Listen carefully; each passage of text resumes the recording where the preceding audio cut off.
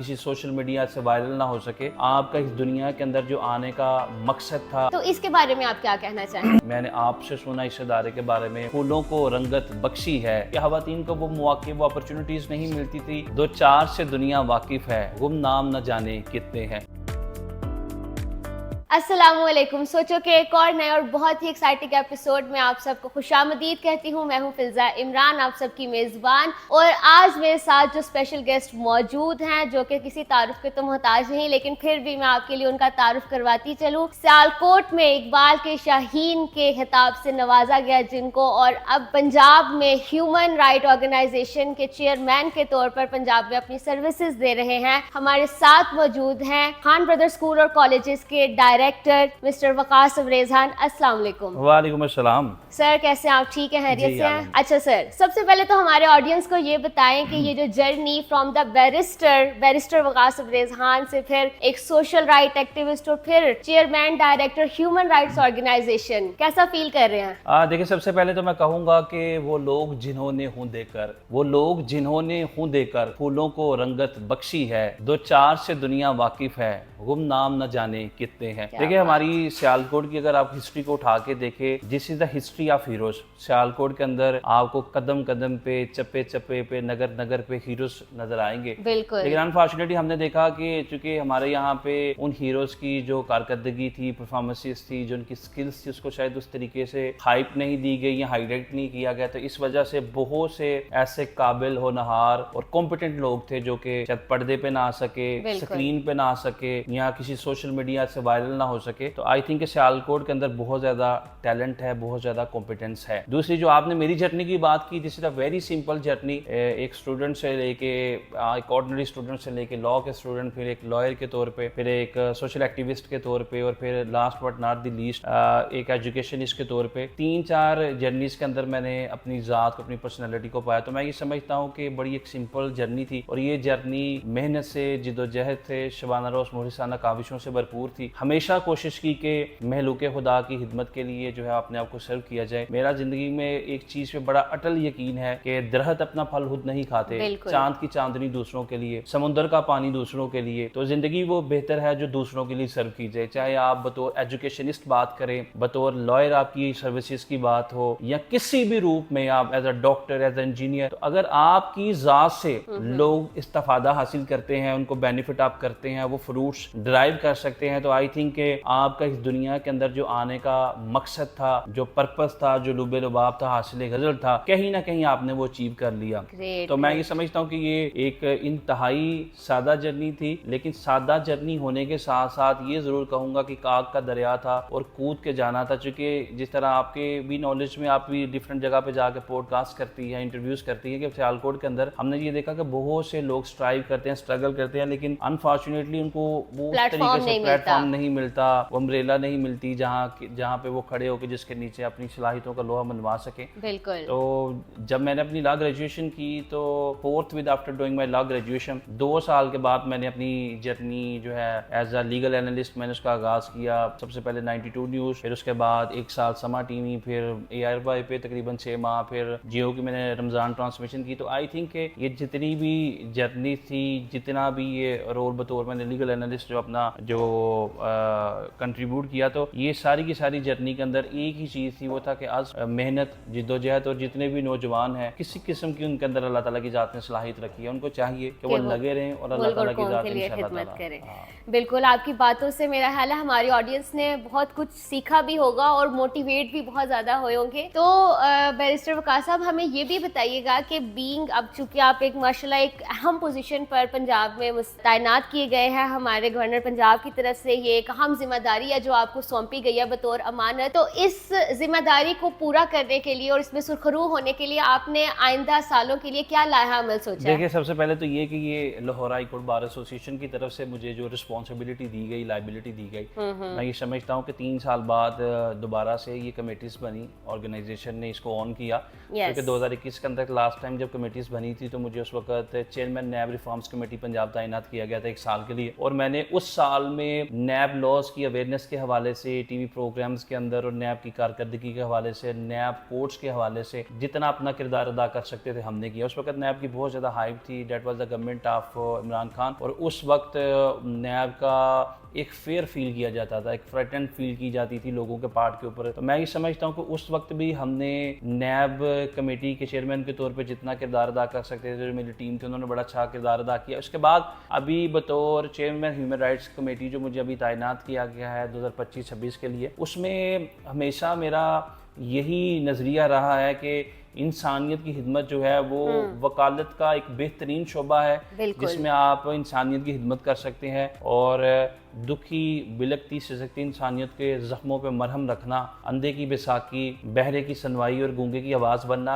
ये चीज़ें भी इबादत के ज़िम्मन में आती हैं। तो this is one of the right forum, the right platform के जहाँ पे हम जो है वो इंसानियत की खिदमत कर सकते हैं। बहुत से ऐसे ख़वातीन हैं, बच्चे हैं, बहुत से ऐसे बुज़ुर्ग हैं, लोग हैं कि जिनके डिफरेंट अदालतों के अंदर केसेस हैं, किसी का गार्डियन एंड वार्ड से रिलेटेड है, किसी का फैमिली कोर्ट से रिलेटेड है, किसी का हुला से रिलेटेड है, किसी को ऊपर तशद्दुद किया गया, तो वो केसेस इंशाल्लाह ताला हमारे ऑफिस से और हमारी टीम से फ्री ऑफ कॉस्ट किए जाएंगे। उन लोगों को सर्विसेज दी जाएंगी क्योंकि दुनिया के अंदर जो इंसान को बनाने का मकसद ही ये था अल्लाह ताला की जात का कि हम एक दूसरे के दुख दर्द को, तकलीफ को, एहसास को अपने अंदर जो है वो फील कर सके। तो I think this is the right forum के जहाँ पे हम तमाम लोग, अब चूंकि इसके मजीद जो मेंबर्स को हम तैनात करेंगे और एक टीम के तौर पे काम करेंगे। गवर्नर पंजाब से मेरी मुलाकात रही, फिर डिफरेंट लोग जो कि पंजाब लेवल पे सर्व कर रहे हैं और इंशाल्लाह बड़ी जल्दी मरीम नवाज साहबा से भी जो ह्यूमन राइट्स के हवाले से जो चीज़ा चीज़ें उनके भी गोशगुजार करेंगे ताकि पंजाब भर में जहाँ पे ह्यूमन राइट्स की वायलेशन हो रही है इसका तलाकमा और तदारुक किया जा सके। इंशाल्लाह और हमारी दुआएं आपके साथ हैं। और इसके साथ साथ आप खवातीन के मसाइल की बात कर रहे थे, तो हम वुमेन एजुकेशन के बारे में भी थोड़ी सी बात करना चाहूंगी मैं यहाँ पर। उसके बारे में आपका क्या ख्याल है? उसके लिए आपने क्या क्या इकदाम सोचे हुए हैं जो आपने करने हैं, और उसके बारे में आप हमारे ऑडियंस को क्या कहना चाहेंगे? देखिए, जहाँ तक वीमेन एम्पावरमेंट की बात है और education, this is the most important chapter of the day और need of the hour as well. Pakistan के अंदर वीमेन एम्पावरमेंट का कागजी तौर पे, लफ्जी तौर पे, निसाबी तौर पे, किताबी तौर पे हम ये तस्करे, ये जिक्र सुनते थे, लेकिन अनफॉर्चुनेटली जहाँ तक प्रैक्टिकली प्रैग्मेटिकली इनकी इन्फोर्समेंट की बात है, ये इम्प्लीमेंटेशन की बात है, ये हम कभी कभार देखते हैं, वंस इन ब्लू मून और फ्यू और फार बिटवीन। लेकिन जो मौजूदा गवर्नमेंट है, specially I will talk about the Punjab government जिसको हेड कर रही हैं वजीर आला जो खुद फीमेल हैं, और जिस तरीके से वीमेन एम्पावरमेंट की झलक नजर आती है इनकी सर्विंग के अंदर, इनके ऑपरेशन के अंदर। आप देखिए सियालकोट के अंदर जो डिप्टी कमिश्नर है शी इज अ लेडी, इसी तरह डस्का की जो खातून है असिस्टेंट कमिश्नर जो समड़ियाल से हैं, जो पसरूर से हैं, तीनों जो तहसील्स हैं सियालकोट की वहाँ पे फीमेल्स को तैनात किया गया है। So this is one of the finest reflection the part of serving chief minister के वीमेन एम्पावरमेंट की सिर्फ लफ्जी तौर पे बात ना की जाए बल्कि अमली तौर पर इसको इन्फोर्स किया जाए। आई थिंक एक तो ये वीमेन एम्पावरमेंट आगा, दूसरा ये कि देखिए इस मुल्क के अंदर हमने मलाला यूसुफजई की एग्जाम्पल को सुना, आप आइदर भी उसको डिस्कस कर ले जिस भी सेंस में करना चाहते हैं, बट उनको एक नोबल अवार्ड मिला। फिर उसके बाद हमारे पास बेशुमार इस तरह की एग्जाम्पल है, अरफा करीम की एग्जाम्पल है, हमारे पास अभी रिसेंटली एक बेटी थी जो कि वैसे तो बरतानिया की नजाद गुजरावाला से बिलोंग करती है, चीमा फैमिली से, OA लेवल्स के अंदर जिस तरह उस बेटी ने टॉप किया। तो आई थिंक कि पाकिस्तान की बच्चियां, पाकिस्तान की बेटियां, पाकिस्तान के सर का जो ताज है, माथे का झूमर है, और इनको जिस तरह कायदे आज़म ने फरमाया कि जब तक खवातीन कदम ब कदम मर्दों के साथ शाना बिशाना नहीं चलेंगी पाकिस्तान तरक्की नहीं करेगा। तो हमने ये देखा कि अब CSS के अंदर आप देखें जो कॉम्पिटिटिव एग्जाम है पाकिस्तान में लिया जाता है, जो सबसे मुश्किल मुकाबले का इम्तिहान है, वहाँ पे जो अभी शायद बॉयज की रेशो, पासिंग रेशो है जो कंपैरेटिवली लड़कियों से वो कम है और लड़कियां सुपरसीड कर गई हैं। एक वक्त ये था कि खवातीन को वो मौके, वो अपॉर्चुनिटीज नहीं मिलती थी और आप फ्यू और फार बिटवीन आप ये देखती थी कि किसी प्रोफेशन के अंदर, किसी महकमे के अंदर आपको खवातीन मिले, लेकिन आप जैसी बच्चियां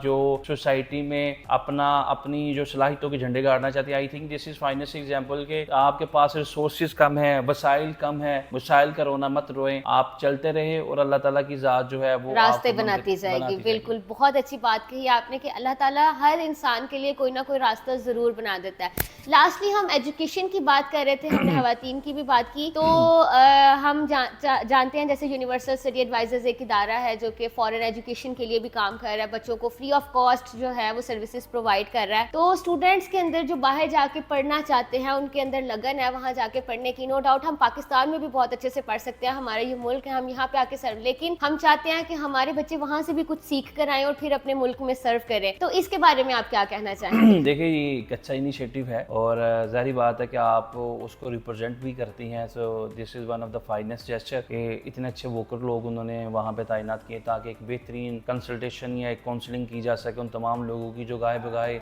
मारे फिरते हैं। और ये सबसे अनफॉर्चुनेट फैक्टर है हमारी सोसाइटी का कि हमें वो ग्लेयर्स, वो रूट्स, वो रास्ते दिखाने वाला कोई नहीं है कि जिनके ऊपर चल के हम अपने आप को एक कंफर्ट जोन में फील करें। Let's say for the sake of argument, एक बच्चे ने ग्रेजुएशन की और उसको वो रास्ता ही नहीं मालूम कि जिसमें चल के वो फॉरेन बिल्डिंग से या फॉरेन यूनिवर्सिटी से अपने आप को कनेक्ट करे। बिल्कुल। तो अगर इस तरह के अदारे जो सियालकोट के अंदर काम करते हैं, ये सोने पे सुहागा है और सियालकोट के लिए ब्लेसिंग है। ऐसे लोग, ऐसे अदारे जो सियालकोट की तरक्की के लिए, इसकी खुशहाली के लिए, इसके नौजवानों के लिए, बच्चों बच्चियों के लिए कंट्रीब्यूशन कर रहे हैं, फ्री ऑफ कास्ट अपनी सर्विसेज देते हैं। चूँकि ये बहुत कम इस तरह के अदारे हैं कि जो इतने अच्छे तरीके से काम करते हैं। तो जितना मैंने आपसे सुना इस अदारे के बारे में, मैं उम्मीद करता हूँ कि ये अदारा इसी तरीके से जो है वो सियालकोट के लोगों की खिदमत करे, स्टूडेंट्स की खिदमत करे। और इंशाल्लाह ताला हमारे अदारे में भी जो लोग, जो बच्चे, जो फैमिलीज जो हैं वो फॉरेन एजुकेशन के लिए इंटरेस्टेड होंगे, वो हम आपको ज़रूर रेफर करेंगे विद दिस कंडीशन कि आप इसी तरह ऑनेस्टी के साथ चीज़ों को लेकर आगे बढ़ेंगे। इंशाल्लाह। आपका बहुत शुक्रिया बैरिस्टर वकास साहब,